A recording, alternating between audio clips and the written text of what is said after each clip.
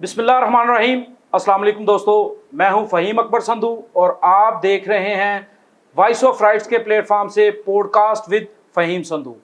तो दोस्तों, आज हमारे जो मेहमान बने हैं वो किसी तारुफ के मोहताज नहीं, NA 125 से 4 मरतबा मुंतखब होने वाले हरदिल अजीज़ MNA मलक मोहम्मद अफजल खोखर के साहबजादे हैं। मेरी मुराद मलक एहसन अफजल खोखर साहब। तो मैं मलक एहसन साहब आपका शुक्रिया अदा करता हूं कि आपने अपना कीमती वक्त निकाला और आपको अपने प्रोग्राम में खुशामदीद कहता हूं। आपका बहुत शुक्रिया मलक साहब। आज हम बात करेंगे आपकी शख्सियत के ऊपर, आपकी सियासत के ऊपर, आपकी निजी ज़िंदगी के ऊपर और हल्के के मसाइल के ऊपर। लोग, जैसा कि आप हल्के में बहुत ज़्यादा टाइम देते हैं, नौजवानों के साथ आपकी इंटरेक्शन बहुत ज़्यादा है, लोगों के साथ आपका मेल जोल बहुत ज़्यादा है, बहुत कम अरसे में आपने जो है वो हल्के में अपनी बहुत अच्छी जगह बनाई है। तो लोग आपको जानते हैं, लेकिन बहुत से ऐसे लोग हैं जो आपको नहीं जानते। आपकी शख्सियत के हवाले से जानना चाहते हैं। बहुत से सवालात हैं लोगों के, आप सियासत में कैसे आए, मुख्तलिफ चीज़ें हैं जो आज लोगों के सवाल हैं, वो हम आपसे करेंगे। तो हमारे प्रोग्राम का ये असूल है कि अगर आप किसी सवाल का जवाब ना देना चाहें तो हम आपको फोर्स नहीं करेंगे। तो कोशिश करेंगे दोस्तों कि आपके जितने भी सवाल हैं वो आज मलक साहब से पूछे जाएं। तो मलक साहब, बिला तखीर शुरू करते हैं प्रोग्राम को। आप अपनी शख्सियत के हवाले से बताएं कि मलक एहसन अफजल खोखर सियासतदान के अलावा क्या है। जी, बिस्मिल्लाहिर्रहमानिर्रहीम। सबसे पहले तो फ़हीम भाई आपका मैं शुक्रिया अदा करूँगा। बहुत ही प्यारे भाई हैं, भाई होने के साथ साथ बहुत ही ईमानदार, दयानतदार सहाफ़ी हैं आप। और अल्हम्दुलिल्लाह सियासत से हटकर मैं एक बेटा तो हूँ, उसके अलावा मैं एक वालिद भी हूँ। अल्हम्दुलिल्लाह at a very young age मेरी शादी हो गई थी। तो मेरे 3 बच्चे भी हैं। सियासत माशाल्लाह। के साथ साथ फैमिली को भी टाइम देना होता है, लेकिन कोशिश यही होती है जितना टाइम दे सकें हल्के को दे सकें। अच्छा, ये एक नई बात है, बहुत से लोगों को ये तजस्सुस था। आज हमारे प्रोग्राम के ज़रिए आपको ये भी पता चल गया कि मलक एहसन अफजल खोखर साहब जो हैं वो शादीशुदा हैं और माशाल्लाह 3 बच्चे हैं इनके। तो ये बड़ी छोटी सी उम्र में कितने टारगेट आपने अचीव करने हैं। आप एक कामयाब सियासत बन चुके हैं, आप एक वालिद बन चुके हैं, और इस उम्र में तो बच्चे जो हैं वो ख़ास तौर पे सियासतदानों के जो बच्चे हैं वो तो खेलने कूदने की उनकी उम्र होती है और मतलब कि उनको किसी चीज़ का पता नहीं होता। बड़ी हटके शख्सियत है आपकी, इसकी क्या वजह है? फ़हीम भाई, यकीनन एक सियासी ख़ानदान से हूँ, बचपन से ही सियासत देखते आ रहे हैं। मेरे वालिद साहब MNA अफजल खोखर साहब, उन्होंने तो हल्के के दोस्तों से ही दोस्ती की है, उनको अपनी फैमिली बनाया है। एज अ नौजवान, एज अ यंगस्टर दिल तो करता है कि स्पोर्ट्स का भी बहुत शौक़ है। आपने यकीनन मेरी वीडियोस भी देखी होंगी, लेकिन शुरू से ही वालिद साहब को अपने लोगों के अंदर अपने लोगों की खिदमत करते हुए देखा है, तो सियासी जज्बा ज़्यादा है, ना कि मैं खेलने पे तवज्जो दूँ। अच्छा मलक साहब, ये बताइएगा कि आप ज़ाती जो आपकी, अब माशाल्लाह आपने बताया कि आप एक वालिद भी हैं, चूँकि आपकी अपनी फैमिली भी है, तो आप सियासत से हट के आपका मतलब कि बिज़नेस क्या है? फ़हीम भाई, आपको पता ही है कि हमारा मेनली प्रॉपर्टी का बिज़नेस है, लेकिन मेरा ख्याल है जो एक सियासी बंदा होता है उसकी एक 24/7 ड्यूटी है। सियासत के साथ वो कारोबार बिल्कुल भी नहीं कर सकता। मेरे ताया अबू हैं मलिक सैफुल मलूक खोखर साहब, सदर लाहौर भी हैं, MNA भी हैं। तो मेनली हमारा प्रॉपर्टी का जो कारोबार है वही देखते हैं। मेरी कोशिश होती है मैं कि अपने हल्के के लोगों के दरमियान रहूँ। अगर यहाँ से फ्री हुआ हूँ तो मैं अपनी फैमिली को ज़्यादा से ज़्यादा टाइम दूँ। मलक एहसन अफजल खोखर की हॉबीज़ क्या हैं? भाई, मैं क्रिकेट का शौकीन हूँ। क्रिकेट के साथ साथ आजकल पैडल खेली जा रही है, लेकिन खेलों के लिए टाइम ही नहीं मिलता, यकीन करें। कोशिश यही होती है कि जितना अपने हल्के में टाइम दे सकें। हल्के से फ्री होता हूँ तो मैं अपनी फैमिली को, अपने वालिद साहब को ज़्यादा से ज़्यादा टाइम देता हूँ। वालिद साहब को ज़्यादा से ज़्यादा टाइम देते हैं। मलक साहब, खाने में क्या पसंद करते हैं? पाकिस्तानी खाने पसंद करते हैं या कोई और किसी किस्म के? फ़हीम भाई, मैं शौकीन हूँ देसी खाने का, और देसी खाने में बिरयानी मेरी पसंदीदा डिश है। आपकी शख्सियत को देख के लगता भी है कि आप देसी जो है ना वो मिजाज के मालिक हैं। तो मलक साहब, फ़ारग वक़्त में, मतलब फ़ारग वक़्त आपका होता तो नहीं है, लेकिन जब आपका दिल करता है कि आप थोड़ा सा रिलैक्स किया जाए, तो पाकिस्तान में कहीं घूमना फिरना पसंद करते हैं या आउट ऑफ कंट्री जाना पसंद करते हैं? फ़हीम भाई, अल्हम्दुलिल्लाह जो हमारी नॉर्दर्न साइड है, मेरा ख्याल है अगर हम उसको ही एक्सप्लोर करते रहें तो उसमें ही आपको महीनों लग जाएँ। आपकी स्कर्दू हो गया, हुंज़ा हो गया, लेकिन मेरी कोशिश होती है कि मैं ज़्यादा सफ़र ना करूं। जो हमारा मरी है, हमारे मियाँ साहब या मोहम्मद नवाज शरीफ साहब का फेवरेट शहर है, तो मेरा भी कोशिश होती है कि मरी या नत्था गली से आगे ना ही जाऊं मैं। अच्छा, अब बात हो रही है आपकी ज़ाती ज़िंदगी के हवाले से, तो कोई एक ऐसी ख्वाहिश जो आज तक आपने अपने वालिद साहब से उसका इज़हार ना किया हो, या आपका कोई ख्वाब जो आप ज़िंदगी में करना चाहते हो? अल्हम्दुलिल्लाह फ़हीम भाई, वालिद साहब ने हमेशा दोस्तों की तरह, ना कि एक बेटा समझे मुझे, उन्होंने दोस्त दोस्त बनाया, अपना साथी बनाया। तो मेरा ख़्याल है कि अल्हम्दुलिल्लाह मेरी जो भी दिली ख्वाहिश होती है, मैं अपने वालिद साहब से ज़रूर ज़िक्र करता हूँ। और मुझे कभी ये नहीं हुआ कि मैंने अपने दिल का इज़हार किया हो, अपनी दिली ख्वाहिश की हो, तो वो आगे से पूरी ना हुई हो। अगर सियासतदान ना होते तो फिर क्या किस शोबे में जाना पसंद करते? फ़हीम भाई, बचपन से ही सियासत देखी है। मैं अपने वालिद साहब की जो उनका इलाका है, जो उनका एनए है, उसमें ज़रूर टाइम दे रहा हूँ। लेकिन जो मेरे लीडर हैं मियाँ मोहम्मद नवाज शरीफ साहब, मैं उनसे इंस्पायर हुआ। और यकीन करें, मेरा बचपन का ही ख्वाब था कि जब बड़ा होऊंगा तो मैं अपने लोगों के दरमियान अपने जो हल्के के दोस्त हैं, भाई हैं, उनकी खिदमत कर सकूँ। आपने सियासत में आने का फ़ैसला किया, ये आपका चूँकि ख़ानदान सियासी ख़ानदान है, ये सियासी वाबस्तगी थी, वालिद साहब का इसरार था या आपकी ख्वाहिश थी? फ़हीम भी आपको पहले भी बताया कि बचपन से ही घर में सियासत देखते आ रहे हैं, सुनते आ रहे हैं। तो जिस तरह वालिद साहब की हमारी एक आदत है कि हमारी पूरी फैमिली जब रात को 8 या 9 बजे सब ने इकट्ठे होना है, जो सियासी मसरूफियात हैं सब ने आपस में डिस्कस करनी है।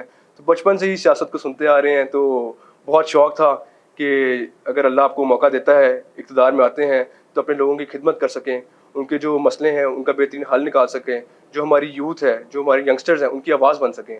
तो यकीनन सियासी ख़ानदान से बिलॉन्ग तो करता हूँ, लेकिन दिल से भी ख्वाहिश थी, दिल था कि जब बड़ा हूँ तो एक अपने लोगों के लिए बेहतर से बेहतर फैसिलिटीज़ प्रोवाइड कर सकूँ, उनका भाई बन सकूँ, उनका बाजू बन सकूँ।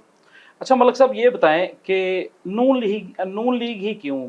आपके ख़ानदान की वाबस्तगी को देख के आपका शौक़ पैदा हुआ, किसी शख्सियत से आप मुतासिर हैं या आपको इनका मंशूर अच्छा लगता है?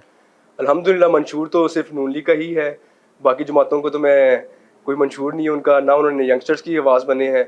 एक जो शख्सियत है जिससे मैं मुतासिर हुआ, वो है मियाँ मोहम्मद नवाज शरीफ साहब। जब मुझे अभी तक याद है, मैं यकीनन 7 या 8 साल का होऊंगा, तो मियाँ साहब जब हमारे घर तशरीफ़ लाए, तो फ़हीम भाई यकीन करें, मैं कहता था कि वो वक्त का बादशाह था, प्राइम मिनिस्टर ऑफ पाकिस्तान थे। तो जिस तरह हमारे घर आए, हमारी फैमिली से मिले, एक एक बच्चे से इतने प्यार से मिले, और प्राइम मिनिस्टर होने के बावजूद वो हमारे घर खाना खा के गए, 2 से 3 घंटे हमारे साथ दरमियान गुजार कर गए। हमारे हमसे इन पर्सन हमसे पूछा कि यार आप क्या कर रहे हो, कहाँ से डिग्री कर रहे हो, आपका आगे क्या प्लानिंग क्या है। तो मैं उस शख्सियत से इतना मुतासिर हुआ कि एक इतना आजिज़ बंदा, डाउन टू अर्थ बंदा, तो मियाँ नवाज शरीफ साहब का कोई कंपैरिजन ही नहीं है अल्हम्दुलिल्लाह। कंपैरिजन ही नहीं है।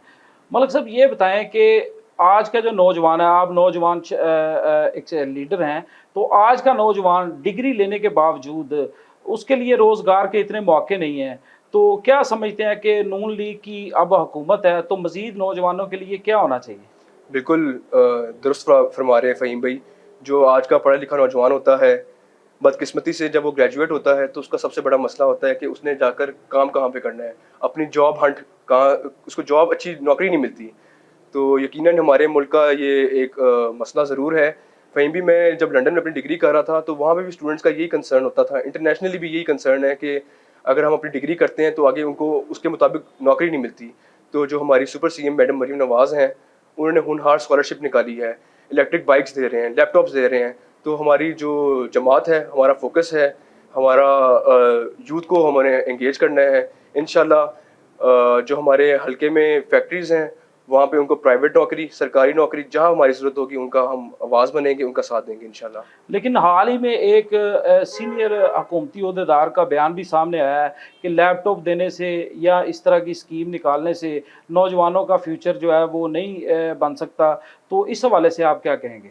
फ़हीम भाई देखें, अल्हम्दुलिल्लाह जो नून लीग की हुकूमत है, मैं बाकियों की बात तो नहीं करूँगा। अगर NA 125 की बात करूँ, तो हमारे जितने स्कूल्स हैं, जो प्राइमरी स्कूल हैं वो सेकेंडरी में अपग्रेड हो रहे हैं, जो सेकेंडरी स्कूल्स हैं वो हाई स्कूल में अपग्रेड हो रहे हैं। चारों तरफ आपके फैमिली पार्क्स बन रहे हैं, स्पोर्ट्स कॉम्प्लेक्स बन रहे हैं। हम इंशाल्लाह बहुत जल्द यहाँ पे सुपर सीएम के नाम से क्रिकेट टूर्नामेंट भी करवाने जा रहे हैं। तो मेरा ख्याल है कि एजुकेशन सिस्टम, जिस तरह हमारे एजुकेशन मिनिस्टर हैं राना सिकंदर हयात साहब, उन्होंने बहुत मेहनत की एजुकेशन में। 2 साल में जो वो चेंज लेकर आए हैं, आपको आज से 15-20 साल पहले वो चेंज नज़र नहीं आया होगा। एक चीज़ है जो मैंने जब मैं लंदन में डिग्री कर रहा था, मैंने उधर से सीखी थी कि जो उधर का सिस्टम है ना कि वो आपको एक किताबी कीड़ा बनाए, वो रिसर्च पे ज़्यादा बिलीव करते हैं। तो मेरा एक इंशाल्लाह राना सिकंदर हयात साहब से एक रिक्वेस्ट भी है कि हमें रिसर्च बेस्ड एजुकेशन सिस्टम बनाना चाहिए, ना कि हम बच्चों को एक किताबी कीड़ा बनाएं। अच्छा मलक साहब ये बताएं कि अगर आपको मौका मिले तो एक दिन के लिए पाकिस्तान के लिए क्या करना चाहेंगे? फ़हीम भी अल्हम्दुलिल्लाह इंसान ख्वाब तो बहुत सोचता है, लेकिन जिस तरह हमारी मैडम मरीम नवाज़ मेहनत कर रही हैं, तो मैं उनकी टीम का हिस्सा बनना चाहूँगा। जो उनके यूथ के लिए प्लान्स हैं, जो इम्प्लीमेंटेशन है, जहाँ हमारी ज़रूरत होगी मैं उनका साथ देना चाहूँगा। एक मसला जो यकीनन बड़ा नहीं लगेगा आपको, लेकिन मेरी नज़र में है, जो पाकिस्तान फेस कर रहा है, जो हमारे हल्के के लोग फेस कर रहे हैं, वो है कब्रिस्तान का। जब उनका कोई प्यारा इस दुनिया से चला जाता है तो उसको दफनाने के लिए जगह नहीं होती। तो अल्हम्दुलिल्लाह जो हमारी सुपर सीएम हैं, उनके दरवाजे हमेशा खुले हैं। हम उनके पास गए, उनको हमने अपने मसाइल बताए, तो उन्होंने हमें एक बहुत बड़ा कब्रिस्तान जो हमारा स्पोर्ट्स कॉम्प्लेक्स है, उसके साथ कब्रिस्तान की अप्रूवल भी दी है।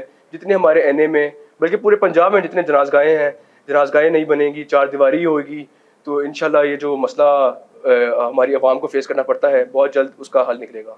अच्छा एहसन भाई ये बताएं कि आप चूँकि एक सियासी ख़ानदान से वाबस्ता हैं, आपको हल्के में आपका आना जाना है, तो क्या समझते हैं ये आपके ऊपर एक बहुत ज़्यादा एक्स्ट्रा ज़िम्मेदारियाँ आयद हो जाती हैं, तो इस हवाले से आपको क्या मुश्किलात फ़ेस करनी पड़ती हैं? फ़हीम भाई, मैं अपनी डिग्री कर रहा था, लॉ कर रहा था 2018 में जब इलेक्शंस आए। अल्हम्दुलिल्लाह तब से मैं हल्के में आना शुरू हुआ। 2021 में मैं ग्रेजुएट हुआ। 2021 के 2026 तक अल्हम्दुलिल्लाह मुझे नहीं याद कोई ऐसा दिन हो मैं हल्के में मौजूद ना हूँ। हाँ, मैं अगर पाकिस्तान से बाहर हूँ तो ज़रूर मैं मिस हुए तो हल्के से, लेकिन जब पाकिस्तान में हूँ तो कोशिश ये होती है रोज़ाना मैं हल्के में मौजूद हूँ। यकीनन ज़िम्मेदारी बढ़ती है, जो मेरे यूथ के नौजवान हैं, मेरे भाई हैं, मेरे से तवक्को भी रखते हैं। इज़्ज़त देने वाली ज़ात अल्लाह ताला की है, लेकिन इंशाल्लाह हमारी मेहनत में, हमारी कोशिश में कोई कभी कमी नहीं आएगी इंशाल्लाह।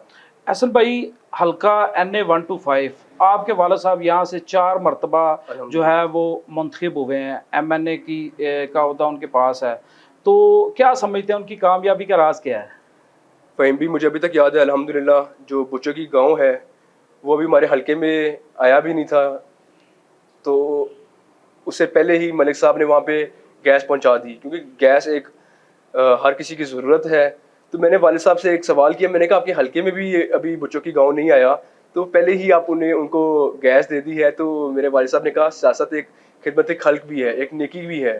तो अगर कोई आपसे उम्मीद रखता है या कोई अगर आप किसी को फ़ायदा दे सकते हैं तो ज़रूर देना चाहिए। और अल्हम्दुलिल्लाह मुझे लगता है कि मेरे वालिद साहब की सियासी कामयाबी भी ये है कि उन्होंने अपने हल्के के दोस्तों को अपना भाई बनाया, अपना बाजू बनाया, अपनी फैमिली का हिस्सा समझा और उनके दुख दर्द में हमेशा शामिल हुए।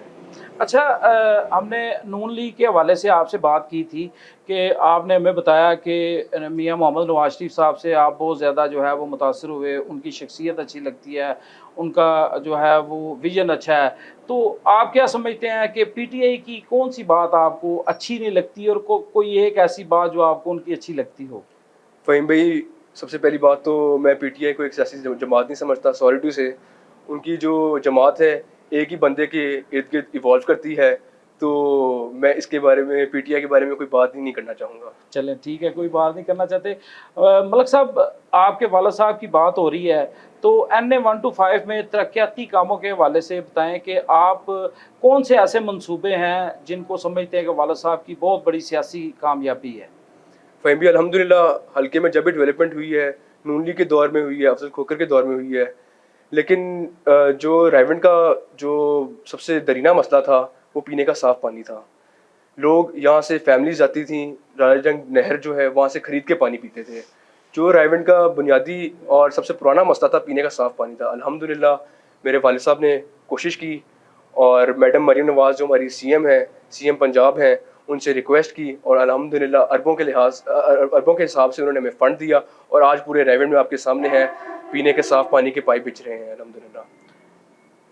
अहसन भाई ये बताएं कि मलक मोहम्मद अफजल खोखर के नाम के साथ बहुत ज़्यादा मंसूबे जो हैं वो मंसूब हैं। अल्हम्दुलिल्लाह जिसमें पीने का साफ पानी का प्रोजेक्ट है, अभी जो तरक्याती काम है, इससे पीछे जो प्रोजेक्ट मुकम्मल हो चुके हैं उनमें THQ अस्पताल है, फ्लाई ओवर्स हैं, मॉडल बाज़ार फ़ेज़ 2, रेडी बाज़ार, इस तरह के बहुत ज़्यादा जो अवाम दोस्त मंसूबे हैं वो मलक मोहम्मद अफजल खोखर की काविशों से और उनकी मेहनत से जो है वो अवाम तक पहुँचे हैं। लेकिन इन मंसूबों में जो है वो हमें चेक एंड बैलेंस का निज़ाम वो नज़र नहीं आता। ये इल्ज़ाम लगाया जाता है कि इसके ऊपर जो है वो चेक एंड बैलेंस नहीं रखा जाता, इनको मॉनिटर नहीं किया जाता, इनकी जो इनको डिलीवर है उसमें कोई चीज़ें ठीक नहीं होती। तो इस हवाले से क्या कहेंगे आप? फ़हीम भाई बिल्कुल दुरुस्त फरमा रहे हैं आप। चेक एंड बैलेंस का इशू ज़रूर है, लेकिन मैं आपको बताना चाहूँगा मेरे वालिद साहब अल्हम्दुलिल्लाह 2002 में सियासत में आए। 2002 से लेके 2013 में इक़्तिदार में आए, उससे पहले इक़्तिदार नहीं मिला। 2013 से 18 का आपने दौर निकालना है, जो नून लीग का दौर था, अफजल खोखर का दौर था। जितने भी मंसूबे हैं अल्हम्दुलिल्लाह नून लीग के दौर में आए। जब PTI की हुकूमत आई 2018 में, आप देख लें उनकी सिफर परफॉर्मेंस है, ज़ीरो परफॉर्मेंस है। चेक एंड बैलेंस से दूर की बात, उन्होंने कोई नया मंसूबा भी नहीं लेकर आए। तो जो ही हमारी हुकूमत आई 2023 में, तो अल्हम्दुलिल्लाह आपके सामने है कि जो तमाम डिपार्टमेंट से अगर उन पे स्टाफ की कमी थी तो हमने स्टाफ पूरा किया। और जो हमारा जैसे मेजर इशू था THQ हॉस्पिटल का, हाँ, THQ की बात करें, वहाँ पे ख़वातीन सुबह 6 बजे जाती हैं और उनको मखसूस टोकन दिए जाते हैं और उसमें अद्वियात की जो है वो भी फराहमी बिल्कुल ना होने के बराबर है। हालांकि आए रोज़ हम देखते हैं कि हेल्थ मिनिस्टर और दीगर इस तरह के हुकूमती अहदेदार यहाँ पे विज़िट भी करते हैं, लेकिन ये विज़िट जो है वो सिर्फ खलाई दौरों तक ही महदूद होते हैं। इसमें कोई अमली तौर पर इकदाम जो है वो नज़र नहीं आता। अब हमने हाल में जैसे कि हमारे इल्म में आया है कि जो 51 डॉक्टर्स हैं उनकी तैनाती कर दी गई है। तो ये बताएं कि ये डॉक्टर्स यहाँ पर आके क्या करेंगे? डॉक्टर तो पहले भी अवेलेबल 24 आवर होते हैं, लेकिन अद्वियात की कमी, मशीनरी की कमी, अब यहाँ पे THQ की जो लिफ्ट है वो अरसा दराज से हमारे इल्म में आया कि ख़राब है। स्टाफ जो है वो आने वाले मरीज़ों के साथ बदतमीज़ी के साथ उनका रवैया ठीक नहीं है। तो इस तरह का चेक एंड बैलेंस जो है वो इस हवाले से क्या आपने इसमें थोड़ा सा ये भी मैं बात करना चाहूँगा कि जो यानी कि मैं पहले भी कह चुका हूँ बहुत सारी जगहों के ऊपर कि MNA मलक मोहम्मद अफजल खोखर ने या कोई भी हुकूमती नुमाइंदा होता है उसने 24 आवर हल्के में नहीं रहना होता। हर इदारे में वो नहीं, उसकी एक्सेस वो बैठ नहीं सकता, टाइम नहीं दे सकता। तो उसके लिए मुकामी जो लोग हैं, मुकामी आपके कारकुनान हैं, मुकामी रहनुमा हैं, आपके कोऑर्डिनेटर्स हैं, मुख्तलिफ महकमों में आपने बनाए हुए हैं, ये इनकी जिम्मेदारी नहीं है कि आपको जाके मसाइल बताएं? और क्या ये आपको जाके मसाइल बताते नहीं या आप सुन के उनका हल नहीं करते? क्या ये सारा इसमें जो मामला था इस हवाले से क्या कहेंगे? फ़हीम भी देखें अल्हम्दुलिल्लाह ये एक बेहतरीन तोहफ़ा था मियाँ मोहम्मद शबाशी साहब का, ये रायबंड की आवाम के लिए, जो THQ हॉस्पिटल यहाँ पर आया। बिल्कुल ऐसे ही। लेकिन बदकिस्मती से जो सोच, जो ये प्रोजेक्ट को हम यहाँ पर लेकर आए, उसको हम उस तरह से इम्प्लीमेंट नहीं कर सके, उसका चेक एंड बैलेंस नहीं रख सके। लेकिन जो हमारे सियासी नुमाइंदे हैं, यकीनन वो हमारे तक मैसेजेस ज़रूर लेके आते हैं। आम आवाम जो तंग थी हमारे तक वो ज़रूर कन्वे करते थे। तो इसीलिए हम मैडम मरीम नवाज़ CM पंजाब के पास गए, मलिक अफजल खोखर साहब गए, उनसे रिक्वेस्ट की, क्योंकि यहाँ पे जो मेन इशू था स्टाफ यहाँ पे पूरा नहीं था। फ़हीम भाई, यहाँ पे जब भी हमारी माँ बहन या कोई भाई जाता था हॉस्पिटल, उसको आगे रेफर कर दिया जाता था। रेफर कर दिया। मैं आपसे वादा करता हूँ, एक मशहूर डायलॉग है, इन्हू लाहौर ले जाओ, लाहौर ले जाओ। हर बंदा यही बात करता है कि जी यहाँ पे आने वाले लोगों को यही कहा जाता है कि इन्हू लाहौर ले जाओ, इन्हें नहीं बचना। फ़हीम भी अल्हम्दुलिल्लाह यहाँ पे 51 डॉक्टर आपने खुद बताया है, यहाँ पे उनको भर्ती कर दिया गया अल्हम्दुलिल्लाह। यहाँ पे आप खुद, मैं आपसे वादा करता हूँ कि आप खुद कहेंगे कि बहुत बेहतरी आ गई है हॉस्पिटल में। हमारा फोकस, क्योंकि NA 125 और मेरा ख्याल पंजाब में मेडिकल का एक सरकारी हॉस्पिटल का जो मयार है, अल्हम्दुलिल्लाह मैडम मरीम नवाज़ ने उसमें बहुत मेहनत की है। और मेरा ख्याल है कि अगर कुछ ही दिनों पहले एक वाक़या हुआ, मैं आपको अपना पर्सनल एक वाक़या बताता हूँ। मेरी बेटी है, उसको इधर ना सर पे चोट लग गई। मैं डॉक्टर हॉस्पिटल जो जौहर टाउन में है, प्राइवेट हॉस्पिटल है, मैं वहाँ पर गया, मैंने स्टिचेस लगवाने थे, वहाँ पे कोई डॉक्टर मौजूद नहीं था। मैं एक और हॉस्पिटल है इधर, मुझे उसका नाम नहीं ज़हन में आ रहा, जौहर टाउन में ही है, मैं उधर गया, मुझे वहाँ पे भी डॉक्टर नहीं मिला। वहीं भी मैंने वहाँ से गाड़ी निकाली, मैं जिन्ना हॉस्पिटल गया और अल्हम्दुलिल्लाह वहाँ पे सरकारी डॉक्टर मौजूद था और उसने मेरी बेटी के स्टिचेस लगाए। तो अल्हम्दुलिल्लाह मैडम मरीन नवाज बहुत कोशिश कर रही हैं, मेहनत कर रही हैं। हमारे जो हेल्थ मिनिस्टर्स हैं वो दिन रात मेहनत कर रहे हैं। टाइम ज़रूर लगता है लेकिन बेहतरी आएगी, आपसे वादा है। और जो ड्राइवन THU की आप बात कर रहे हैं, आपको ये आगे बात सुनने को नहीं मिलेगी। इन्हों लाहौर ले जाओ, इधर ही इलाज होगा, चाहे वो MRI मशीन हो, चाहे वो जितने भी आपकी सहूलतें हैं, आपसे वादा है 6 से 8 महीने के अंदर वो सारी सहूलतें आपको यहाँ पे मौजूद मिलेंगी इंशाल्लाह। अच्छा, इससे आगे बढ़ते हैं। इस हवाले से तो आपने बता दिया कि अब इंशाल्लाह ये मलक एहसन अफजल खोखर साहब का ये वादा है कि जी अब आपको सुनने के लिए ये नहीं मिलेगा कि लाहौर ला जाओ। अल्लाह करे ऐसा ही हो, हमारी ख्वाहिश है, हमारी नेक तमन्नाएं भी हैं हमारी। देखें, हम इनके ऊपर तनकीद करते हैं, हमारा तनकीद करने का मलक साहब हरगिज़ मकसद जो है वो आपकी दिल आज़ारी या पगड़ी उछालना नहीं होता। हमारा मकसद ये होता है कि तनकीद बराए इस्लाह और आवाम की बेहतरी के लिए करें। और मैं समझता हूँ कि रायवंड में जितने भी तरक्याती काम हो रहे हैं अल्हम्दुलिल्लाह, देखें इसके ऊपर मैं ये बात बड़ी वाज़ेह तरीके से और खुल के कहना चाहूँगा कि हमें नहीं परवाह कि कोई हमें क्या कहता है। जब ये तरक्याती मंसूबे शुरू नहीं हुए थे, इन सहूलियात का रायवंड में फुकदान था, तो अल्हम्दुलिल्लाह सुम्मा अल्हम्दुलिल्लाह हमने बेबाक सहाफ़त की और ये मसाइल हाईलाइट किए और भरपूर तनकीद की नून लीग के ऊपर, MNA मलक मोहम्मद अफजल खोखर के ऊपर और तमाम जो ज़िम्मेदारान थे उनके ख़िलाफ़ हमने भरपूर जो है उनको तनकीद का निशाना बनाया। और आज जब ये मंसूबे जारी हैं और इन मंसूबों में आगे चल के हम बात करेंगे कि लोग मुख्तलिफ तरह के सवालात उठाते हैं, उसके ऊपर भी बात करेंगे। तो मलक साहब, ये मंसूबे तो आ जाते हैं, बात फिर वही है। अब ये THU का मसला हल हो गया। अब ये देखें, नून लीग का एक और बहुत बड़ा तोहफा है फ्लाई ओवर्स। दोनों साइडों पे जो हमारा बड़ा मसला था, दरीना मसला था, लोग घंटों जो है वो ट्रैफिक जाम रहती थी और बड़ी मुश्किलात का शिकार होते थे। एम्बुलेंसेस फंस जाती थी, कई लोगों ने आना जाना होता था, वो मुश्किल हो जाता था। लेकिन ये मंसूबा भी देने के बाद मसला जूं का तूं है। उसकी वजह चेक एंड बैलेंस नहीं है, इदारे अपना काम नहीं करते। अब देखें, जो मंसूबा है आपका ये फ्लाई ओवर्स का, इसके ऊपर लाइट्स तो आपने लगा दी, मंसूबा दे दिया, फ्लाई ओवर बना दिया, लाइट्स हुकूमत ने लगा दी। अब वो चलानी किसने है? इदारों ने। लाइट्स बंद हैं। ये जो THU हॉस्पिटल के साथ फ्लाई ओवर आप उतरते हैं तो इसके नीचे जब भी बारिश होती है, बल्कि बारिश ना हो, वो कहते हैं ना कि बारिश आती है तो ज़्यादा पानी आता है, ज़्यादा बारिश आती है तो ज़्यादा पानी आता है, कम बारिश आती है तो, लेकिन वहाँ पे कम बारिश हो फिर भी ज़्यादा पानी खड़ा रहता है। सीवरेज का उसके ऊपर कोई हल नहीं किया गया। वहाँ पे वो फ्लाई ओवर जो है उसकी बुनियादें खोखली हो रही हैं।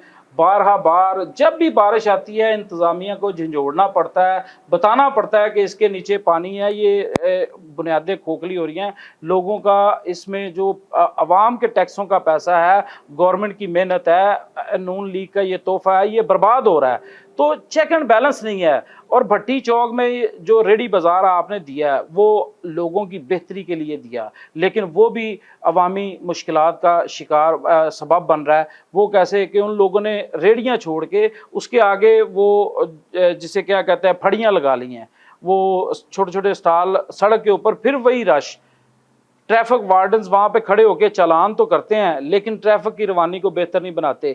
तो ये वो चीज़ें हैं जो आपके कोऑर्डिनेटर्स आप तक जाके पहुँचाएं और आप इदारों को इसके ऊपर जो है वो उनसे जवाब तलब करें कि ये क्यों हो रहा है। इस तरह तो आपके जो दिए गए अवाम दोस्त मंसूबे हैं वो आपकी सियासत के और आपके दुश्मन बन रहे हैं। इस हवाले से क्या कहेंगे? जी फ़हीम भाई, जिस तरह आपने सबसे पहले जिक्र किया जो फ्लाईओवर पे लाइट्स हैं, तो फ़हीम भाई पहले भी मेरी नॉलेज में आया था जो THU हॉस्पिटल के साथ फ्लाईओवर है उसके हमने डिपार्टमेंट से बात कर लाइट्स जो बंद थी उसको चलवाया था। यकीनन ये एक गफलत है हमारी कि जो फ्लाईओवर तो बना दिया, लाइट्स भी लगा दी, लेकिन अगर नहीं चलनी तो फ़ायदा क्या हुआ? फ़ायदा क्या हुआ? उसके हवाले से मेरी आज CO लाहौर से मीटिंग भी है। इंशाल्लाह कुछ ही दिनों में आप ये लाइट्स चलती हुई भी देखेंगे। और आपने उसके बाद बात की कि जो पानी खड़ा रहता है फ्लाईओवर के नीचे, तो फ़हीम भाई अल्हम्दुलिल्लाह रायवंड को हमने CO यूनिट दिया है, उन्होंने को इसीलिए रखा है। लेकिन रायवंड चूँकि एक बहुत बड़ी आबादी है, बहुत बड़ा कस्बा है, तो एक तहसील है अल्हम्दुलिल्लाह, तो जो हमारा वासा है वो रायवंड में भी फॉल नहीं करता। इंशाल्लाह बहुत जल्द उस पर कोशिश जारी है, वर्किंग जारी है, बहुत जल्द वासा फॉल करेगा, ताकि अगर हम कोई हमारा प्रोजेक्ट होता है, हमारा जो नाले बनते हैं, अगर उनकी सफाई नहीं होगी तो फिर ये सीवर का मसला तो कभी भी हल नहीं हो सकता। नहीं तो हो सफाई सुथराई के लिए हमें वासा रिक्वायर्ड है और इंशाल्लाह बहुत जल्द वासा भी यहाँ पे आ जाएगा। फिर उसके बाद आपने जिक्र किया कि जो हमारे सियासी नुमाइंदे हैं वो हमारे तक मसाइल लेकर आते हैं, नहीं लेकर आते। फ़हीम भी जो हमारे सियासी नुमाइंदे हैं, जो हमारे नून लीग के वर्कर हैं, आप देखेंगे दिन रात वो खड़े होकर सफाइयाँ करवा रहे होते हैं, नालों की सफाइयाँ करवा रहे होते हैं, ट्रांसफार्मर खुद लगवा रहे होते हैं। तो अल्हम्दुलिल्लाह इसमें कोई शक नहीं है, उनकी मेहनत पे कोई शक नहीं है। अगर वो हमारे तक मसाइल लेकर आते हैं, उनका हल में टाइम ज़रूर लगता है।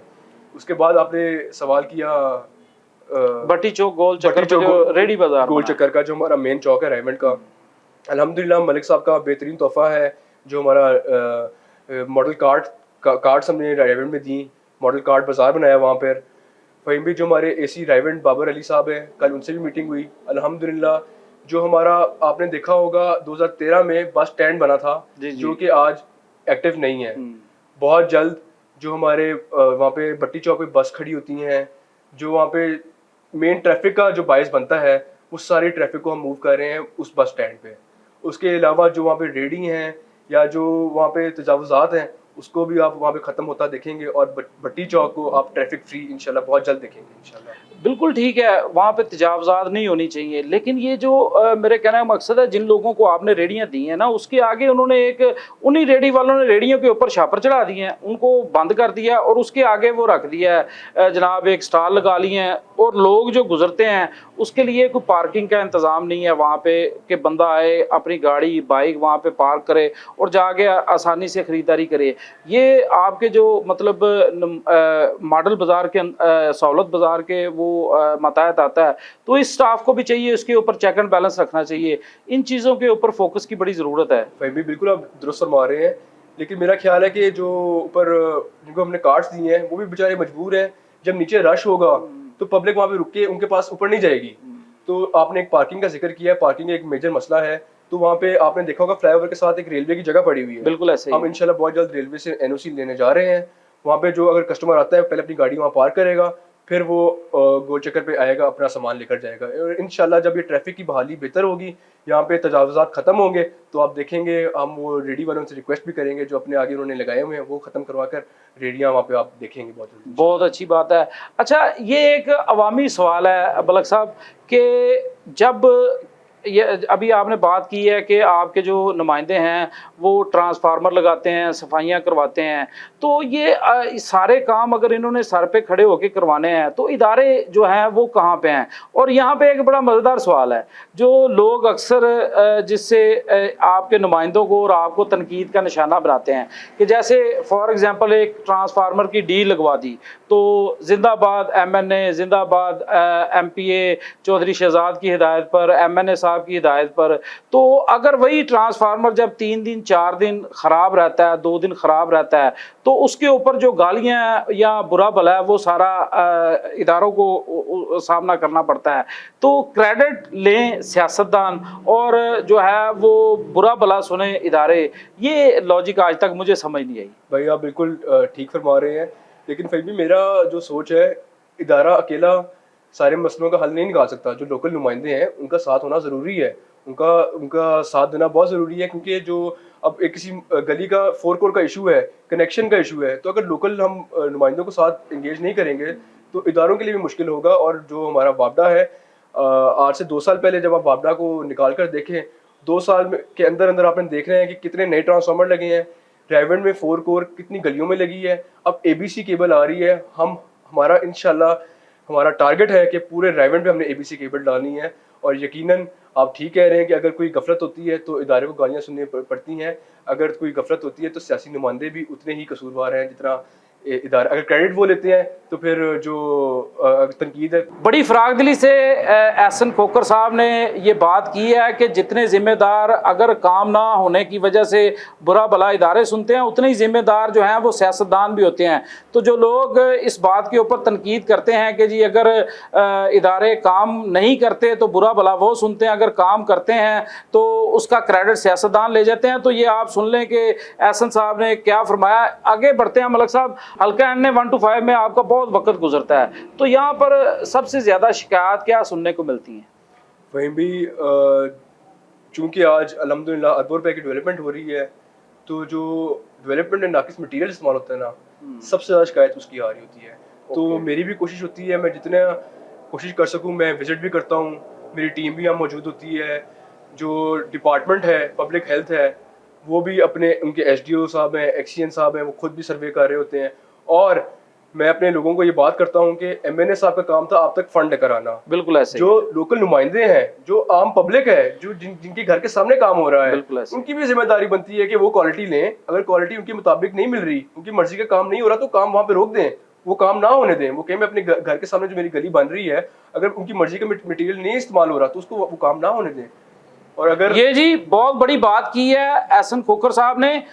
इससे पहले चौधरी दाऊद खान साहब ने भी ये बात की। जब ये तरक्याती काम शुरू हुए थे उस वक्त हमने इस बात की पोस्ट भी लगाई, लोगों को बार बार ये कहते रहे कि एमएनए साहब की मेहनतों से, उनकी काविश से ये फंड, अरबों रुपए का फंड जो है वो मरियम नवाज शरीफ साहबा ने रायविंड के लिए दिया है, हल्का NA 125 के लिए दिया है। ये बार बार नहीं आना, लेकिन इस फंड की रखवाली, इस काम की निगरानी आपने करनी है। तो आज चूंकि एमएनए साहब के साहबजादे अपनी जुबान से ये बात कर रहे हैं तो लोगों को चाहिए कि इसके ऊपर भी सिर्फ तनकीद हर मसले का हल नहीं होता, तनकीद बराए इस्लाह ज़रूरी है। लेकिन ये बात अब बार बार कहे जाने के बाद, जब ये तरक्याती मंसूबे अगर कल को पूरे होते हैं उसके बाद लोग एतराज़ करें तो ये बात समझ में नहीं आती। आज ऑन द रिकॉर्ड हमारे प्रोग्राम में ये बात आपको सुनने के लिए मिल रही है कि अगर आपके घर के सामने हर शहरी का, हर रायविंड के NA 125 के हर बासी का ये इख्तियार है कि अगर आपके घर के सामने जो भी तरक्याती काम हो रहा है उसमें आपको किसी किस्म की कोई शिकायत, कोई कंप्लेन है तो आप फौरी तौर पर अपने करीबी नून लीगी नुमाइंदे को बताएं। एमएनए साहब और एहसन भाई हल्के में जो है वो बहुत ज़्यादा टाइम देते हैं। अगर आप इनको मिलना चाहें, इनका नंबर भी हर बंदे के पास तकरीबन मौजूद है, बहुत से व्हाट्सएप ग्रुप बने हुए हैं, आप वहाँ पर अपनी शिकायत बताएं, इन तक शिकायत पहुँचेगी और मसले का हल भी यकीनन होगा। भी जब हम ये फंड लेने गए ना मैडम मरीम नवाज के पास, तो जब हमने उनके सामने रखा तो अरबों रुपए की हमने उनको ग्रांट रिक्वेस्ट की। तो देखिए हम लोग लेकर आए हैं 40-50 साल का प्लान। इंशाल्लाह हम जब हल्के में निकलेंगे, इलेक्शन में निकलेंगे, तो कोई हमें ये नहीं कहेगा मेरी गली बनने वाली है, या पीने का साफ पानी मौजूद नहीं है, या मेरे कब्रिस्तान का इशू है, या हमें खेलने का ग्राउंड नहीं मिला, या फलाना स्कूल नहीं अपग्रेड हुआ। अल्हम्दुलिल्लाह हम रायविंड के लिए नेक्स्ट 40 to 50 ईयर्स का प्लान लेकर आए हैं। और इसके साथ साथ चूंकि हल्के में पीने के साफ पानी की पाइप डाल रहे हैं, तो मैं अपने हल्के की आवाम को मैसेज देना चाहूँगा, जो साफ पानी के कनेक्शन है वो फ्री ऑफ कॉस्ट करने हैं। जो पब्लिक हेल्थ इदारा है वो उनकी जिम्मेदारी है कि आपको फ्री ऑफ कॉस्ट करके देने। अगर कोई आपसे डिमांड करता है या कुछ पैसे मांगता है तो आपने उनको बिल्कुल भी नहीं देने, वो फ्री ऑफ कॉस्ट है। अच्छा, सारे काम कर दोगे ते फिर मुखालफीन कितने जाएंगे, वो किस तरह वोट मंगेंगे कि केड़ी बुराई करेंगे? देखिए हम तो मुखालफीन को भी वेलकम कहते हैं, हमारे भाई हैं।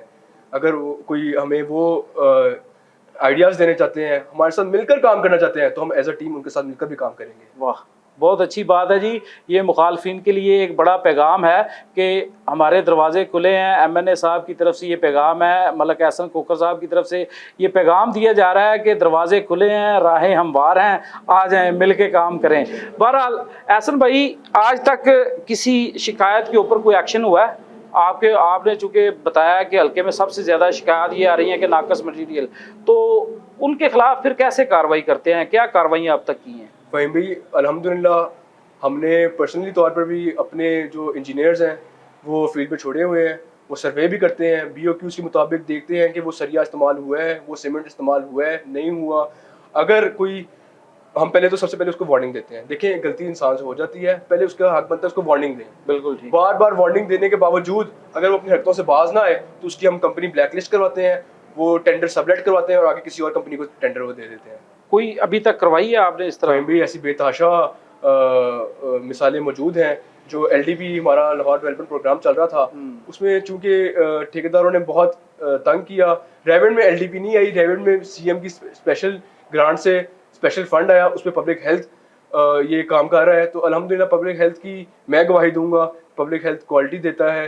यकीनन टाइम ज़रूर लगता है क्योंकि रायविंड का जो दरीना मसला था सीवर का, तो एक एक गली, एक एक मोहल्ला हमने उसमें नाले बनाने थे, उसकी PCC करनी थी। लेकिन अगर कोई डिपार्टमेंट गफलत करता है तो उसको उसकी माफ़ी नहीं मिलेगी इंशाल्लाह। अच्छा एहसन भाई, ये तो तरक्याती काम है जो आपने बताए, और हमें नज़र भी आ रहा है कि तमाम प्रोजेक्ट्स के ऊपर काम जारी है। लेकिन यहाँ पे एक बहुत बहुत ज़रूरी सवाल है जो हर बंदे की ज़ुबान पे है कि ये तरक्याती काम शुरू हो गए, इनसे मसाइल ख़त्म भी हो जाएंगे, अल्लाह करे ये मुकम्मल हो जाएं। ये कब तक मुकम्मल होंगे ये भी आपसे पूछेंगे। इससे पहले जो मौजूदा बात है कि ये जो तरक्याती काम है ये हर तरफ उखाड़ पिछाड़ एक ही मरतबा शुरू कर दी।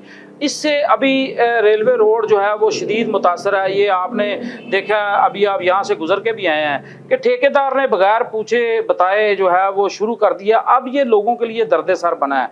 रायगढ़ की तमाम गलियाँ मोहल्ले वहाँ पे काम जारी है। तो ये वक्ती जो परेशानी है ये कुर्बानी ज़रूरी थी या कोई हिकमत अमली में कोई कमी रह गई है? अल्हम्दुलिल्लाह फ़हीम भाई, जब हमने हल्के में डेवलपमेंट शुरू की तो यकीनन हमने दिन रात मीटिंग्स की अपने लोकल नुमाइंदों से, अपनी कोर टीम से। हमने प्लानिंग के साथ डेवलपमेंट शुरू की। यकीनन आप लोगों को आजकल तो बहुत से मसलों का सामना करना पड़ता है। आप लोग यहाँ के लोकल्स हैं, यहाँ पे जो जब डेवलपमेंट हो रही होती है कुछ केस हमारे सामने आए, लेकिन मैं आपसे वादा करता हूँ इंशाल्लाह 6-8 महीने बाद ये आप लोगों की ही सहूलत के लिए हमने यहाँ पे डेवलपमेंट की ये जो तरक्याती जाल बिछाए हैं, तो 6-8 महीने के बाद ये आप लोगों की आसानी के लिए ही आप लोग खुद मानेंगे इंशाल्लाह। रायगढ़ को आप मिसाली लोग मिसाल देंगे रायगढ़ की। जो रायगढ़ में डेवलपमेंट हुई है, जो रायगढ़ में काम हुए हैं, वो पूरे पंजाब में होने चाहिए। अच्छा एहसन भाई, अब आप रेलवे रोड से गुजर के आए हैं, आप मुझे बताएं कि यहाँ ये रोड रेलवे स्टेशन से लेके ये जो जावा जंप है यहाँ तक गुजरने के लायक ही नहीं है। इसको ठेकेदार ने बगैर पूछे बगैर बताए आप लोगों के मौक़िफ़ के मुताबिक इसे उखाड़ दिया। अब यहाँ से गुजरने वाला हर बंदा बड़ा परेशान है। तो मैं आज के इस पॉडकास्ट में आपसे ये गुजारिश करूँगा कि इस हवाले से जो है ना वो फौरी तौर पे कोई इक़दाम करें। आप मतलब कि हल्के में नज़र आते हैं, लोगों के मसाइल सुनते हैं, तो ये सबसे इस वक्त का बड़ा मसला जो है ना वो यहाँ से गुजरने वाला मेन रोड एक ही है। सुंदर रोड भी उखाड़ा हुआ है, उसके ऊपर तो चूँकि वर्किंग हो रही है, लेकिन यहाँ पे अभी वर्किंग का काम दूर दूर तक, मतलब इसका मंसूबा कब आएगा, कब शुरू होगा, ये नाला शुरू होना है। तो इसको आर्जी मरम्मत के लिए मैं गुजारिश करूँगा कि आप ये तोहफ़ा इस पॉडकास्ट में लोगों को दे के जाएँ ताकि लोग जो है वो परेशानी से बच सकें। फ़हीम भाई, आप भी इधर के लोकल हैं, आप रायगढ़ के रिहायशी हैं। रातों रात यहाँ पे काम शुरू हुआ। हाँ जी, हमारी मर्जी के बगैर अचानक मुझे फोन आया। अचानक काम शुरू हुआ। हमें जब यहाँ पे काम शुरू हुआ रात के यकीनन 2 या 3 बजे का टाइम था। तो जब हमारे तक ये मैसेज पहुंचा, हमें हमारे जो नुमाइंदे उन्होंने बताया, तो हमने फिल फॉर यहाँ पे काम रुकवा दिया। लेकिन काम रुकवाने का मतलब ये नहीं है कि इसको हम इसी तरह छोड़ दें। बिल्कुल, अगर डिपार्टमेंट की गफलत है, उन्होंने अपनी मर्जी से काम शुरू किया है, तो इंशाल्लाह आपने बहुत अच्छी आवाज़ उठाई है। हमारे पहले भी हमारे नुमाइंदे कहते हैं, तो बहुत जल्द यहाँ पे हम लोग खाका बिछवा कर इसको थोड़ा लेवल करवाएंगे ताकि जब यहाँ पे काम शुरू होना है उससे पहले जो शहरी हैं उनको यहाँ पे गुजरने में मसला ना आए। जी बहुत शुक्रिया। ये लोगों का बहुत बड़ा मसला है, अगर आप इसे हल करवाते हैं तो बहुत सी दुआएं होगी आपके लिए। अच्छा एहसन भाई, हल्का NA 125 नौजवानों की बड़ी तादाद है, नौजवानों के लिए आप क्या विजन रखते हैं, क्या करना चाहेंगे? फ़हीम भाई, अल्हम्दुलिल्लाह जब मैं 2021 में हल्के में आया तो पहले 2 साल तो मैंने अपने वालिद साहब के साथ गुजारे हैं, लेकिन 2023 के इलेक्शन के बाद मैं ड्राइविंग को, क्योंकि मैं इस PP को देखता हूँ, तो मैं ड्राइविंग को मैंने दिन रात दिया। तो जो मेरी यूथ थी, जो हमारी सुपर CM मैडम मरीम नवाज़ का विज़न है कि इस टेन्योर में हमारा टारगेट है यूथ, तो अल्हम्दुलिल्लाह आप पूरे हल्के में देख लें NA 125 के जितने स्कूल्स हैं सारे तमाम के तमाम अपग्रेड हो रहे हैं। जो स्कूल के ग्राउंड्स थे उनको हम लोग अपग्रेड कर रहे हैं, वहाँ पे बैडमिंटन कोर्ट्स बना रहे हैं। क्रिकेट के आपके जो बॉयज़ हाई स्कूल है, आपने वहाँ पे जाकर देखना है, वहाँ क्रिकेट के प्रैक्टिस नेट्स बन रहे हैं। आपको आज से 20 साल पहले ये नहीं नजर आया होगा। जो उनकी जो असेंबली एरिया था वहाँ पे 20 कनाल का फर्श करवा के दिया हमने। तो हमारा ये टारगेट इंशाल्लाह इस टेन्योर में यूथ है। चारों तरफ आप देख लें ग्राउंड्स बन रहे हैं, 2 बेहतरीन स्पोर्ट्स कॉम्प्लेक्स बन रहे हैं, एक मराका में बना है, एक रायगढ़ में बना है। इसके बाद मांगे में भी बनाने जा रहे हैं स्पोर्ट्स कॉम्प्लेक्स, तालाब सराय में भी बनाने जा रहे हैं। 4 स्पोर्ट्स कॉम्प्लेक्स दे रहे हैं NA 125 को हम इंशाल्लाह।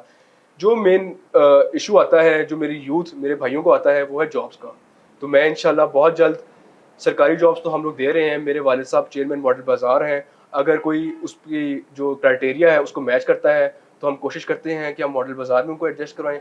अगर मॉडल बाज़ार में नहीं तो हम लोग किसी और सरकारी डिपार्टमेंट में, कोई हेल्थ का, जैसे डेंगू के वर्कर्स रखे जाते हैं, डेली वेजेस पे रखे जाते हैं, जहाँ हम एडजस्ट कर सकते हैं हमारी कोशिश होती है उनको ज़रूर एडजस्ट करवाएं। इसके साथ साथ मेरा जो हमारे जो यूथ हैं, जो हमारे जो भाई हैं, उनको मेन जो मेजर इशू फेस करना पड़ता है, जो हमारे इलाके की फैक्ट्रीज़ हैं ना, वो लोकल जो हमारे इलाके के बंदे हैं, लोकल जो बंदे हैं उनको वहाँ पे रखते नहीं हैं। तो उनके साथ मीटिंग्स कर रहे हैं हम। बहुत जल्द उसका एक रद्द-ए-अमल निकालेंगे, एक सोल्यूशन निकालेंगे। और मेरा ख्याल है कि अगर फैक्ट्रीज इस तरह हमारे इलाका जो है इंडस्ट्रियल एरिया यहाँ पे फॉल करता है, बहुत बड़ी फैक्ट्रीज है यहाँ पे, स्टाइल फैक्ट्री है यहाँ पे, यू नेम इट, बहुत बड़ी फैक्ट्रीज हैं, तो इंशाल्लाह बहुत जल्द वहाँ पे भी नौकरियाँ लेकर आएंगे। अच्छा, ये जो आपने स्पोर्ट्स कॉम्प्लेक्स की बात की है, तो रायगढ़ में 2-3 मरतबा इसकी इफ्तिताही तकरीब की डेट जो है वो अनाउंस की गई, तो अभी तक कोई फाइनल डेट सामने नहीं आ रही। तो इस हवाले से आज को खुशखबरी सुना दें नौजवानों को। जब अल्हम्दुलिल्लाह हमने इसकी रजिस्ट्रेशन स्टार्ट की, तो यकीन करें इतना मैसिव रिस्पांस आया ना, सिर्फ रायगढ़ से 234 टीमें आई हैं। Very good. 234 टीमों को आप ज़रब देते हैं 10 से, तो कितना लड़का बन जाता है। हमारी कोशिश थी कि हम लोग इसका इफ्तिताह करें, इसका आगाज़ करें। हमने इसका नाम भी सुपर सीएम क्रिकेट चैंपियनशिप का नाम दिया, लेकिन बदकिस्मती से मानसून स्टार्ट हो गया, हम डिले हो गए, हम लोग वहाँ पे उसका इफ्तिताह नहीं कर सके। जैसे ही मानसून ख़त्म होगा, बहुत जल्द ही आप उसका इफ्तिताह भी देखेंगे, वहाँ पे टूर्नामेंट का आगाज़ भी देखेंगे। और मैं आपको बताना चाहूँगा, क्रिकेट टूर्नामेंट के बाद ये सिर्फ एक क्रिकेट टूर्नामेंट नहीं होना जा रहा, ये टेबल टूर्नामेंट है, इसके बाद हार्डबॉल टूर्नामेंट होगा, उसके बाद हम वहाँ पे कबड्डी का टूर्नामेंट करवाएंगे, बैडमिंटन का टूर्नामेंट करवाएंगे, फुटबॉल का टूर्नामेंट करवाएंगे, जो भी तमाम स्पोर्ट्स हैं। आप बॉडी बिल्डिंग का वहाँ पे बहुत जल्द कॉम्पिटिशन देखेंगे। मेरा इंशाल्लाह टारगेट है, रायगढ़ की तहसील में क्रिकेट पहले बहुत ज़्यादा खेली जाती थी, तरजीह दी जाती थी। मेरा ख्याल है आज उस तरह क्रिकेट को वो इज्जत, वो मौका जो मेरे यंगस्टर्स उनको नहीं मिला जा रहा। इंशाल्लाह बहुत जल्द आप देखेंगे नेशनल और इंटरनेशनल क्रिकेट में रायगढ़ से भी बच्चे जा रहे होंगे। Very good. मलक साहब, आप हल्के में विजिट करते हैं, दोस्तों से मुलाकात करते हैं, लोग मसाइल भी बताते हैं आपको, तो उन मसाइल का आप फौरी हल के लिए खुद से कोई कोशिश करते हैं या वालिद साहब से डिस्कस करते हैं? क्या कैसे मसाइल हल वहीं करते भाई, जो मेरी डेली की एक्टिविटी होती है, मैं अगर सुबह निकलता हूँ हल्के से, तो जब मैं शाम को घर जाता हूँ ना, तो मैं अपना जो डेली का सारा रूटीन होती है अपने वालिद साहब से ज़रूर डिस्कस करता हूँ। वालिद साहब से डिस्कस करता हूँ, उसके बाद हम सारी फैमिली इकट्ठी बैठती है, ताए चाचे सारे बच्चे भतीजे भांजे सारे इकट्ठे बैठते हैं। हम तब भी अपनी सारी रूटीन डिस्कस करते हैं। सिर्फ मैं नहीं, जो मेरे बड़े भाई मिनिस्टर स्पोर्ट्स और मिनिस्टर एनर्जी हैं तहसील खोखर साहब, वो भी अपनी डेली रूटीन बताते हैं। MNA सैफुल मलूक खोखर साहब हैं, जो हमारे सबसे बड़े मलिक शफीक खोखर साहब हैं, जो हमारे सरबराह हैं, वो हम सब उनको अपनी डेली की रूटीन बताते हैं। और अगर जो कमियां खुताइयाँ हो मलिक शफीक साहब, हम उसको दुरुस्त करते हैं। और जो आप जिक्र कर रहे हैं कि जो हमारे सियासी मसले होते हैं उसका हल के लिए, तो फ़हीम भाई हमने व्हाट्सएप पे ग्रुप्स बनाए हुए हैं। हर डिपार्टमेंट के साथ हमारा वापडा के साथ अलहदा ग्रुप है, हमारा पब्लिक हेल्थ के साथ अलहदा ग्रुप है, LDP का अगर प्रोजेक्ट चल रहे हैं NA125 में, उसके अलहदा ग्रुप्स बने हुए हैं। तो सबसे पहले मेरी कोशिश होती है, जो मुतलका एक्सीएन है या SDO है, मैं उससे पहले खुद रब्ता करता हूँ। अगर इन केस कोई उस पर सुनवाई ना हो, उसका सोल्यूशन ना निकले, तो फिर मैं मलिक साहब के पास जाता हूँ। तो फिर तो आपको पता है इंशाल्लाह मलिक साहब तो उसका फौरी हल निकाल कर देते हैं। असद भाई, ये तमाम तर अहकामात जो आप जारी करते हैं इदारों को, ये MNA के साहबजादे की हैसियत से करते हैं या आपका पार्टी में कोई, आपके पास कोई ओहदा मौजूद है, कोई सरकारी तौर पे आपके पास कोई ओहदा मौजूद है? फ़हीम भाई, जब मैं हल्के में आया तो बहुत से लोगों ने तनकीद की कि ये MNA का बेटा है, तो इस वजह से इसको प्रोटोकॉल मिल रहा है। लेकिन मैं समझता हूँ, और आप भी इस चीज़ की गवाही देंगे, मैंने अपनी जगह खुद बनाई है। अच्छा, ये मैं यहाँ पे बता दूं कि जिन लोगों की आप बात कर रहे हैं उनमें सरे फरिश्त मैं हूँ। सबसे ज्यादा तनकीद आपके ऊपर मैंने की थी कि ये MNA का बेटा है, लोग इसको प्रोटोकॉल दे रहे हैं। तो आज मैं आपकी परफॉर्मेंस के बाद ये मैं अपनी तकरीब अलबरदारी में भी ये मैं बात कर चुका हूँ कि अगर आज आपकी इज्जत है, आज आपका मुकाम है मेरे नज़दीक, तो वो आपके कामों की वजह से है। इसमें कोई ऐसी दूसरी बात नहीं है। मैं हल्फन ये बात करता हूँ कि मलिक एहसन अफजल खोखर ने हर बंदे के दिल में मुझ समेत अपने कामों की वजह से जगह बनाई है, अपने इखलाक की वजह से जगह बनाई है। वरना यहाँ पे ऐसे भी लोग मौजूद हैं जो एक सवाल के ऊपर जो है वो उसको अपनी अना का मसला बना लेते हैं और सख्त सवाल करने का शिकवा करते हुए दिखाई देते हैं। तो जितनी तनकीद मलिक एहसन अफजल खोखर के ऊपर हमने की है, मलिक अफजल खोखर के पहले भी मैंने बताया, तरक्याती कामों से पहले जो उसका सामना इन्होंने किया, ये भी मैंने आपसे पूछना है, ये कौन सा हुनर है आपके पास? देखें जी फ़हीम भाई, जिस तरह आपने बात की तनकीद की, तो मेरा ख्याल है तनकीद को इंसान को बुरा नहीं मनाना चाहिए, बल्कि कोशिश करनी चाहिए अगर अगला तनकीद कर रहा है तो उसका सोल्यूशन ढूंढना चाहिए, ना कि बुरा मनाना चाहिए। तो मेरा ख्याल है सबसे ज़्यादा तनकीद मेरे पे आपने ही की होगी। अल्हम्दुलिल्लाह आज हम इकट्ठे बैठे हैं। तो मैं हल्के में जब निकला तो बहुत से लोगों ने ये तनकीद की कि MNA का बेटा है तो इसको ये इसलिए प्रोटोकॉल मिलता है, फलाना फलाना, बहुत सी बातें की। लेकिन आपने कभी मुझे हल्के में MNA का बेटा बनकर नहीं देखा होगा। मैं as a worker, as a भाई, मैं इन गली मोहल्लों में एक एक गली फिरा। जब हम हुकूमत में, उससे पहले PTI की हुकूमत थी, तो उन्होंने एक ईंट तक नहीं लगाई। तो रायवेंड का बहुत बुरा हाल था, बहुत सी तनकीदें सुनी, लेकिन मैं अप्रिशिएट करता हूँ LWMC डिपार्टमेंट को, DG LWMC जो हमारे चेयरमैन LWMC बिलाल जुल्फ़िकार साहब हैं, और जो हमारे हल्के के ZO हैं अली रज़ा साहब, उन्होंने बड़ा साथ दिया, हमें सफाई की टीमें दी। हमने जो अपोजिशन का टेन्योर था वो सफाइयाँ करवाई रायवेंड की। जो ही हमारी हुकूमत आई तो हमने उसमें डेवलपमेंट शुरू करवा दी अल्हम्दुलिल्लाह। NA-125 में ख़वातीन के हवाले से क्या कोई इक़दाम किए जा रहे हैं?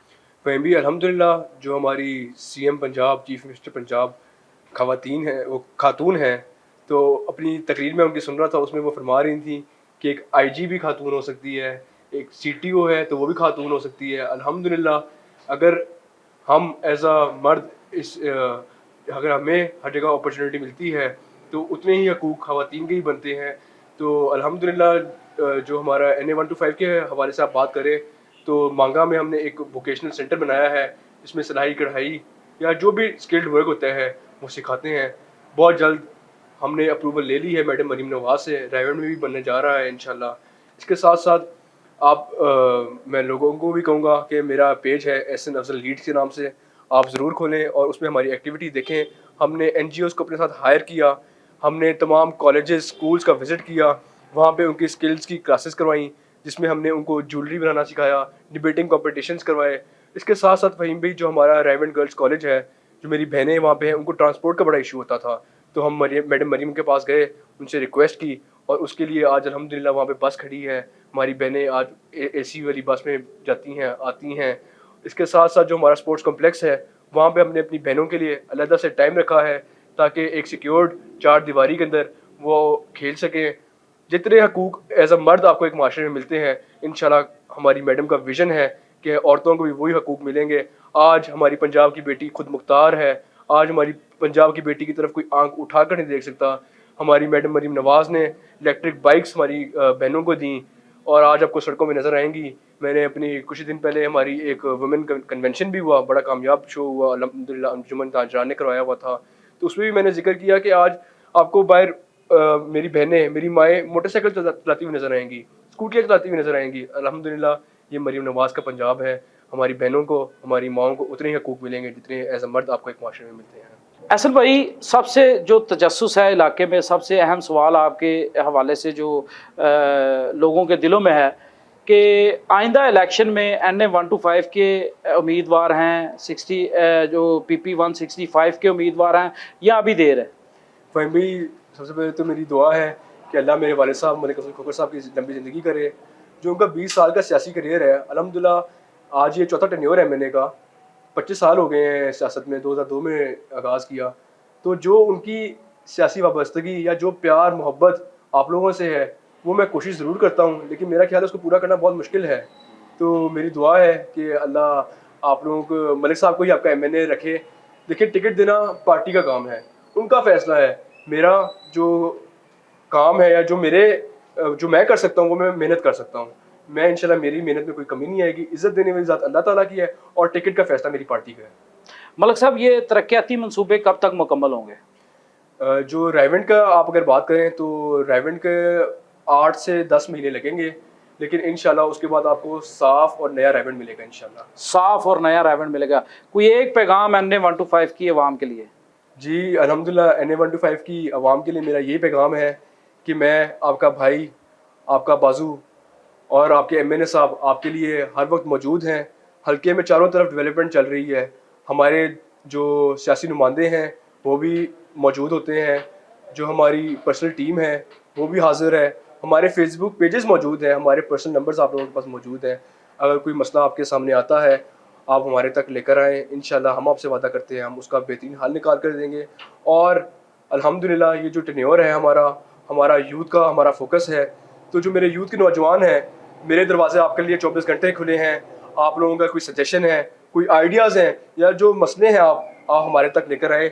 मैं आपकी आवाज़ बनूंगा, आपके मसलों का बेहतरीन हल निकाल कर दूंगा और इंशाल्लाह आपका भाई और आपका बाजू बनूंगा इंशाल्लाह। तो ये थे आज के हमारे मेहमान मलिक एहसन अफजल खोखर, दोस्तों हमने भरपूर कोशिश की कि आपकी नुमाइंदगी करें, आपके सवालात के जवाब लें, आपकी बात करें, रायविंड के मसाइल के ऊपर खुलकर बात करें। हमने पूरी ईमानदारी से हमेशा कोशिश की है कि ऐवान बाला में बैठे हुकामों तक जो है वो आपकी आवाज़ पहुंचाई जाए। हमने खुलकर तनकीद भी की, उसका मकसद सिर्फ अवामी बेहतरी और भलाई होता है। हमने जब भी अगर किसी ने अच्छा काम किया तो बेलौस उसकी तारीफ़ भी की, और आज भी हम यही कहेंगे जो आज की इस पॉडकास्ट का ये जो लुब्बे लुबाब है कि रायविंड में जो तरक्याती काम जारी हैं, हर शहरी का फ़र्ज़ है उसकी निगरानी करे। MNA साहब के साहबजादे ने आपको आज हमारी इस पॉडकास्ट में भी ये पैगाम दिया है कि ये आपका अपना मंसूबा है, आपका अपना शहर है, आपके अपने मसाइल हैं जो आपने अपनी निगरानी में हल करवाने हैं। अगर आपको कहीं पर भी कोई मसला दरपेश होता है तो इनके दरवाजे खुले हैं, आप हमें बताएं, हम आपकी आवाज़ इन तक पहुँचाएँगे। तो ये सिलसिला जारी रहेगा। अगर आपके जहन में और भी कोई सवालात होंगे तो आप हमें बताइएगा। एहसन भाई जो है वो हल्के में ही मौजूद होते हैं, फिर इन्हें कहीं ना कहीं पकड़ लेंगे, फिर इनसे बात होगी। तो ये सिलसिला जारी रहेगा। इंशाल्लाह अगले प्रोग्राम में एक नई शख्सियत के साथ आपसे मुलाकात होगी। अपना ख्याल रखिएगा। अल्लाह निगहबान।